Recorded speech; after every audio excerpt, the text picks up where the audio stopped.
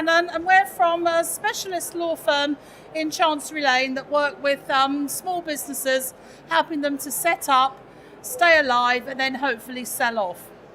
And today's talk is aimed at the small businesses just getting going. If you've got any specific detailed questions about your business, I am around, so please do come and see me. Right, so what I'm going to focus on are two key issues from a legal aspect. This is, how can you expand and how do you go about selling your business when that golden, much wanted exit comes your way? The first thing you've got to do, be it expansion or sale, is have a rough idea what your business is worth. And in the private company sector, there's an awful lot of pub talk and very, very little actual firm data on which to go about valuing your business. There's a whole variety of different methods that can be used for looking at the value of a business, ranging from have you got recurring fees, what's your annuity income, what's your dividend yield, and various combinations which factor in both of those methods. But perhaps one of the most commonly used methods is to look at the price earnings multiple that you'd be likely to get when you sell your business. Price earnings multiples vary sector by sector, and if you look up any of the floated public companies, you will see what their current price earning multiples are. By and large, when you come to look to value your own private business, you would find a comparable quoted business and discount down for the fact that as a private company, you're less likely to be as valuable as, say, someone like WPP if you're in the media industry. But that is literally how it goes. Valuations are a black art, and ultimately it will always boil down to, why does someone want to buy you? And the reasons they may want to buy you are going to vary. Sometimes it's because they can see synergy. They want your clients, they don't want your staff, they don't want your buildings, because they can see a synergy in bolting your clients on into theirs. In other cases, they don't want your clients particularly. What they want are your staff and your infrastructure and your building. More and more, we're seeing people buying only for the IP of a business. That's intellectual property, where they'll just strip out the intellectual property and leave the rest behind. Now, obviously, that's going to impact on what they're prepared to pay for your business. So before you start thinking about expansion or sale, you need to really have a handle on how is your business going to be sold. Everyone's always got to be running their business for sale. And working out, if you're in the IP trade, can you monetize that IP and sell it separately to the rest of the kit and caboodle of your business? Because that may well make your business more attractive to buyers. It depends on your market.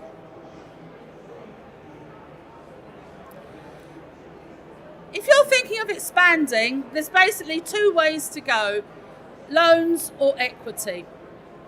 Loans are attractive in that they don't involve diluting the number of shares you hold in your business. There's all sorts of different ways to structure loans. You can have a loan that's convertible either into shares or repaid. There's no legislative requirement basically on how you structure your loan. Loans are often seen as advantageous if you just want the money but you don't want the commitment that often comes if a shareholder is investing. Loans up until recently, have been very hard to obtain for the small private companies. However, I've heard it said by reliable sources that players like Barclays are now coming back into the market. And apparently they are approving 70% of small company loans put their way. Now, whether that's true, I don't know, but that's what they're saying. Because loan finance from the traditional banks has been so hard to obtain, we have seen an awful lot of spin-offs and shoot-ups offering loans to small businesses. The most important thing is to make sure you don't enter into punitive repayment terms that you can't afford. Whether you're going for loan or equity, you've got to have done some housekeeping before you go. And anyone lending who's reputable will want to know, what's your business plan? What's your cash flow forecast looking like? What are your debtors looking like? What's your billing or income looking like? And you've got to think Alan Sugar. And the first thing he says when he's interviewing those candidates is, what's your profit? What's your bottom line? What's your top line? What's your operating profit? And in order to have any credence when you go to look for loans or equities, as a small business, you've got to know all that and be able to spin it off quickly and hopefully based on accurate information. Now, I know when you're a small business and you're running around trying to do the sales, trying to develop the IP, trying to keep your staff happy, sometimes finance can slip. And yes, it slipped for me to my detriment. Actually, in hindsight, keeping your finance in order is probably the most important thing.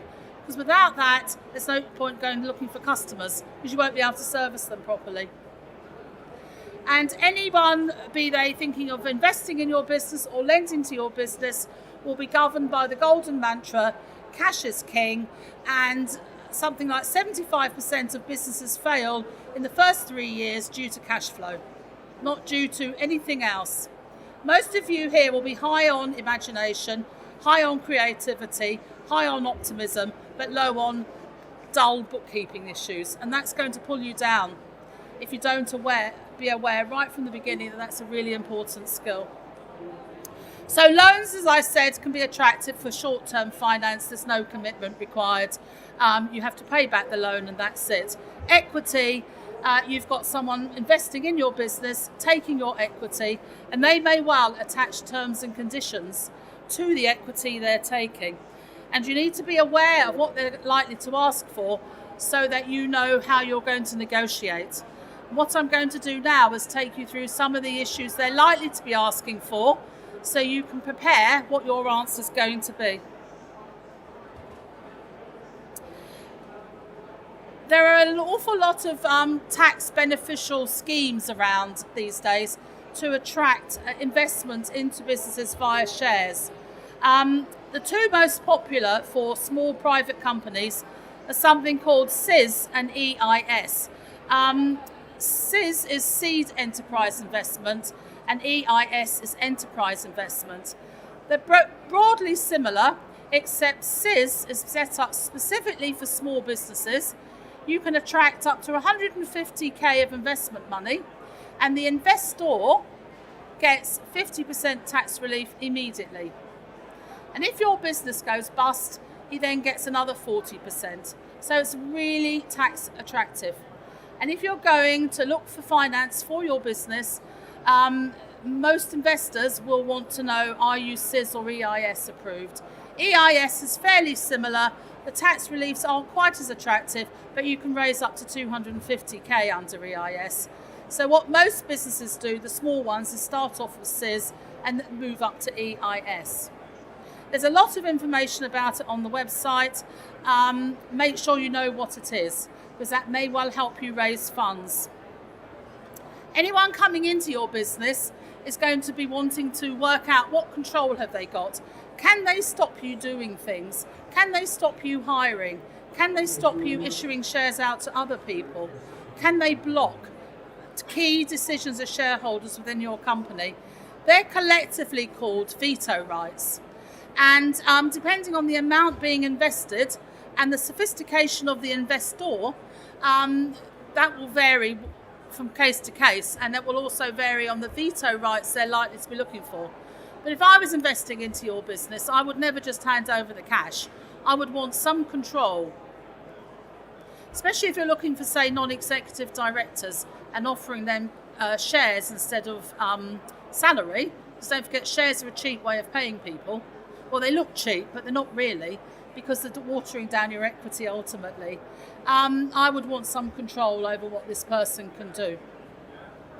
And in order to work out how much you're going to give away in equity, you've got to have a rough idea what your business is worth.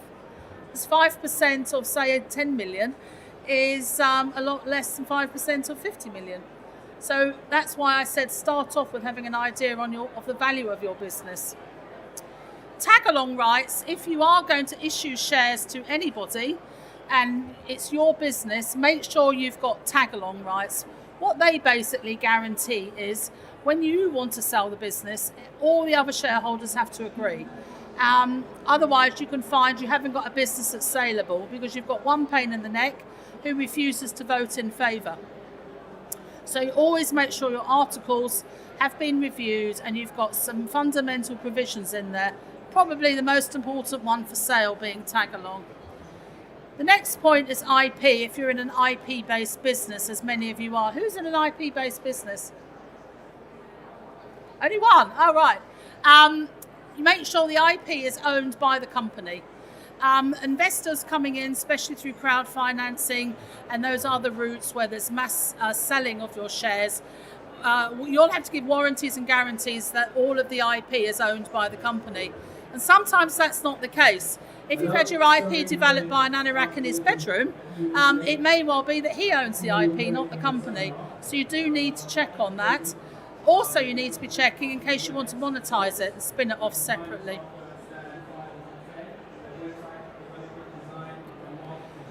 What I'm going to look at now is some of the basic steps you need to be thinking about when you get to the stage of being able to sell. A due diligence exercise will be performed. The detail of that due diligence will depend on the buyer and how much he's paying for your business and its size. If you're interested, we have got a checklist of the likely questions you will be asked as the seller, or you can use the checklist to know the likely questions you should ask as a buyer. And if you hand your business card over to one of our girls, we'll email you this checklist. It's very practical. But basically, the type of things you've got to make sure you've got in order: all your suppliers and customers bolted down, signed up to agreements. The world is becoming ever more compliant, and the good old days of doing a deal on the back of an envelope don't cut it when you come to sell a business, because they'll want paperwork and they'll want everything signed up. And I know when you're running a business it's a big pain in the neck, but you've got to do it. If they're buying your business because they want your employees or directors, they're going to be looking at the contract. What have you got in there to lock your employees in? What are your notice periods? How much are you paying them? You can, if you use our checklist, run your own due diligence, so you've got an idea of what's going to be asked, and that cuts down on professional fees. A big part of due diligence, of course, will be finance. Have you paid your tax on time? Have you filed all your VAT returns? Are you under inquiry from the revenue? And have you done anything dodgy, which is likely to put you under inquiry when the revenue find out? That's the basics of the financial due diligence. And cash. Everyone wants to know, what cash have you got at bank? When you come to do the actual sale, step one, I always say, is have a heads of agreement. It cuts down on the legal drafting when you come to the final agreement. It's not legally binding, usually, apart from the non-competes. If you're going to be giving someone confidential information about your business, you want to make sure they're bound up to confidentiality clauses. Now, they can be hard to enforce in practice and expensive, but at least if you've made them sign a piece of paper, they're more likely to sit up and pay attention. They're rather like the Rottweiler's bark. When you're entering into the heads of agreement, the key clauses are going to be: when am I going to be paid, and how am I going to be paid? Is it cash or shares? And the other key area is what restrictions are going to be put on me personally once I've sold my business. If you're an entrepreneur, you may well be moving on to your next business interest. Is this buyer going to stop you setting up a new business? When we come to the terms of agreement, that's the full-blown 60-page SPA, as we call them in lawyer land. It's what we exist to do, by the way. We love them. Many of the points in the heads of terms will go into the SPA. It's the detail, and it will also include ongoing responsibilities. What are you going to be required to do for this buyer once he's bought your business?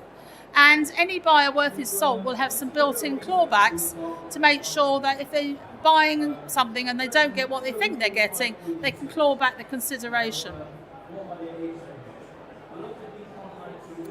Under UK law, there's a general principle of caveat emptor, which is buyer beware. There's very little redress for buyers unless they've actually asked the question. So that is why we have these very detailed due diligence questionnaires to protect the buyer. If you're giving warranties and indemnities, which you will be required to give, you will not be liable if you've disclosed them in the disclosure letter, which forms the basis of the due diligence questionnaire. So basically, if you want to sleep at night and go to the south of France with your cash, disclose it.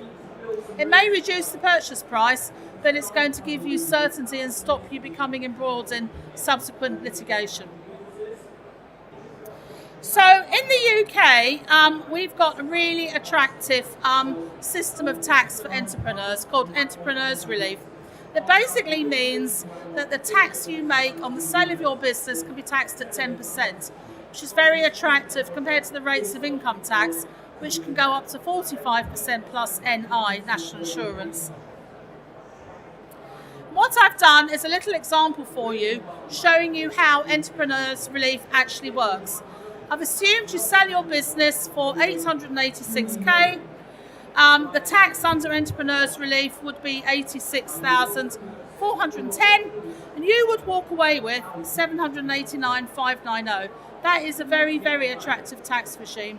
It is what entrepreneurs live and die by. It's so attractive that the government have recently, last week, done a review, and they reckon they're losing £2 billion per year through Entrepreneurs Relief. So I'm pretty certain we're going to see a change in the regime. £2 billion a year is a lot of lost revenue for a bankrupt country like our own. So some people might want to accelerate the sale of their businesses to take advantage of that. There's 3 basic requirements for Entrepreneurs Relief. You've got to have held your shares for the year.